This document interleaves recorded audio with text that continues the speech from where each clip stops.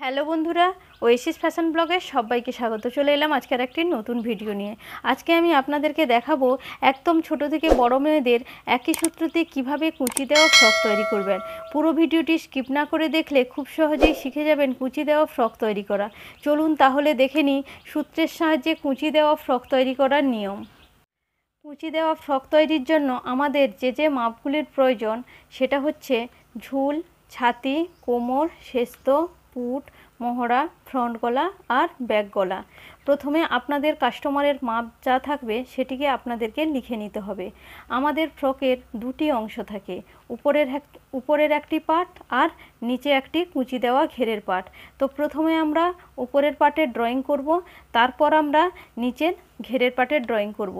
আপনাদেরকে আমি যেই সূত্র দেখাবো সেই সূত্র অনুযায়ী মাপ নিয়ে আপনারা উপরের পার্টটিকে প্রথম কাটিং করবেন, তারপর নিচের পার্টটিকে কাটিং করে নেবেন।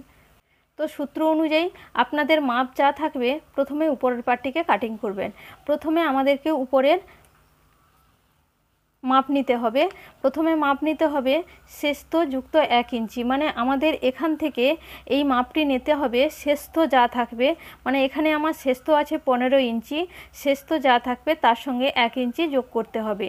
1 ইঞ্চি এক্সট্রা আমি কেন নিচ্ছি না, যখন আমরা এখানে পুট সেলাই করব আর কোমরে যখন আমরা সেলাই দেব নিচের পার্ট, এখানে 1/2 ইঞ্চি চলে যাবে আর উপরে পুটের সেলাইয়ের জন্য 1/2 ইঞ্চি চলে যাবে। তাই আমি দুদিকে সেলাই মার্জিনের জন্য 1 ইঞ্চি আমি এক্সট্রা নেব। তাহলে এখানে আছে আমার শেস্ত 15 ইঞ্চি। শেস্ত যদি আমার 15 ইঞ্চি থাকে, এক্সট্রা 1 ইঞ্চি নিলে হচ্ছে আমার 16 ইঞ্চি। তাহলে এখান থেকে এতটার মাপ হচ্ছে আমাদের 16 ইঞ্চি। এবার নিয়ে নিব আমি পুটের মাপ। পুট আমার যা থাকবে তাকে হাফ করতে হবে। তো পুট এখানে আছে আমার 12 ইঞ্চি, 12 ইঞ্চির হাফ হচ্ছে 6 ইঞ্চি। তো আমি এখান থেকে এটার মাপ নিয়ে নিয়েছি 6 ইঞ্চি।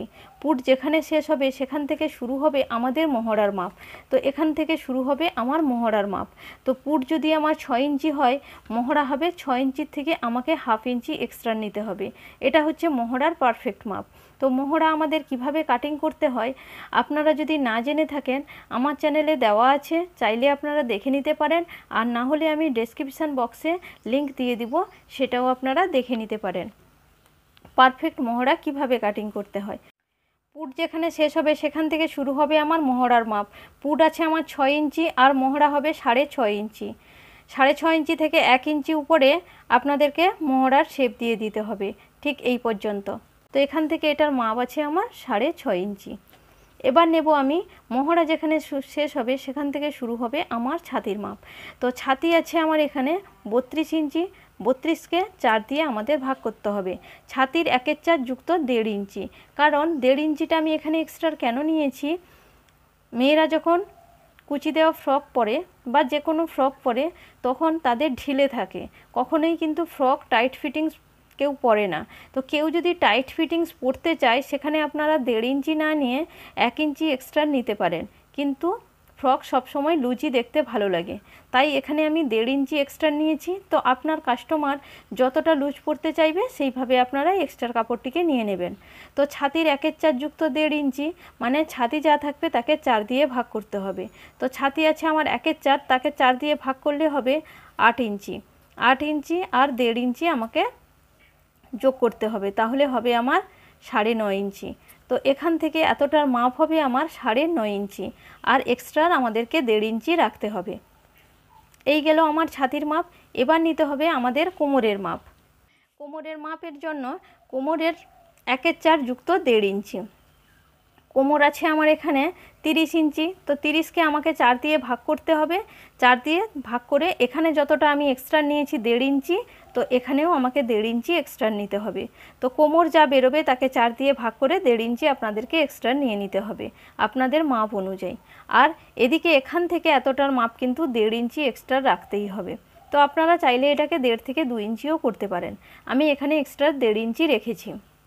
আর এখানে যতটা আপনারা বাড়তি নেবেন, কোমরের সঙ্গেও এখানে 1 ইঞ্চি বাড়তি নিলেন, এখানে 1 ইঞ্চি বাড়তি নেবেন, এখানে 2 ইঞ্চি বাড়তি নিলে এখানে 2 ইঞ্চি বাড়তি নেবেন।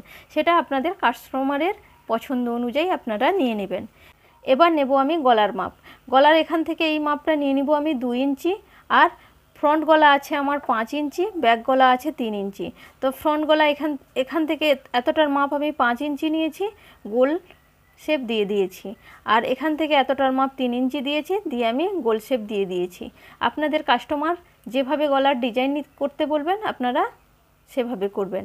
তো ঠিক আমি এইভাবে একটা ফ্রন্ট গলা আর একটা ব্যাক গলার ডিজাইন আমি করে নিয়েছি, করে আমি রাউন্ড শেপ করে দিয়েছি।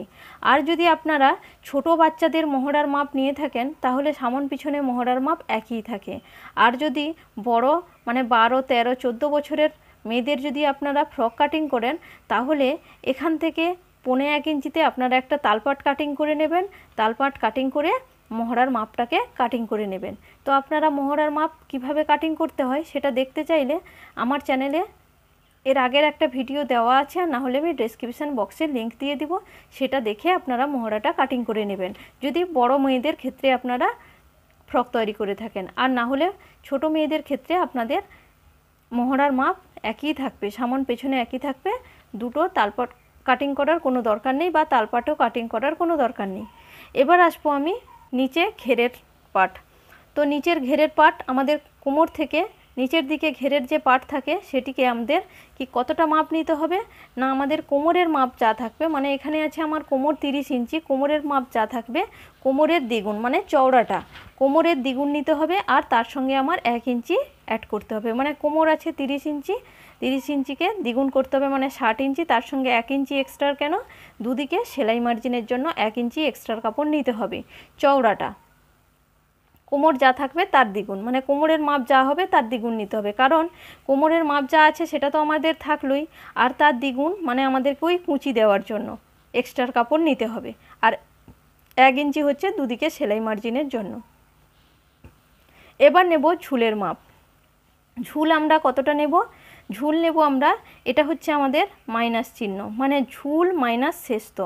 শেষতো এখানে আছে আমার 15 ইঞ্চি, শেষতো আছে 15 ইঞ্চি। তো এখানে ঝুল আছে আমার 40 ইঞ্চি, 40 ইঞ্চি থেকে শেষতোটাকে বিয়োগ করে দিতে হবে, মানে ঝুল আছে আমার 40 ইঞ্চি,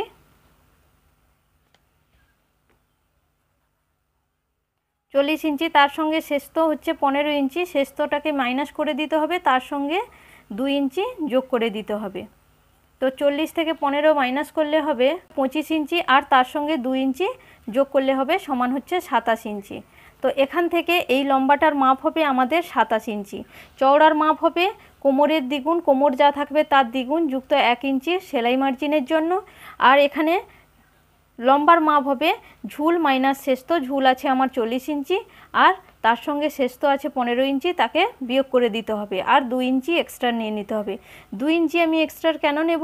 নিচে মোড়াইয়ের জন্য আমার 1.5 ইঞ্চি চলে যাবে, আর কোমরে যখন উপরের পাটের সঙ্গে কোমর জয়েন্ট হবে সেখানে আমার 1/2 ইঞ্চি সেলাই মার্জিন চলে যাবে। তো সেই জন্য আমি 2 ইঞ্চি এক্সট্রা কাপড় নিয়ে নিয়েছি। তো আপনারা এইভাবে সূত্র ধরে কুচি দেওয়া ফ্রক তৈরি করবেন, তাহলে আপনারা খুব সহজেই শিখে যাবেন সূত্রের সাহায্যে যে কোনো মাপের কুচি দেওয়া ফ্রক। আশা করি আমি আপনাদেরকে বোঝাতে পেরেছি, না বুঝতে পারলে আমাকে কমেন্ট করে জানাবেন।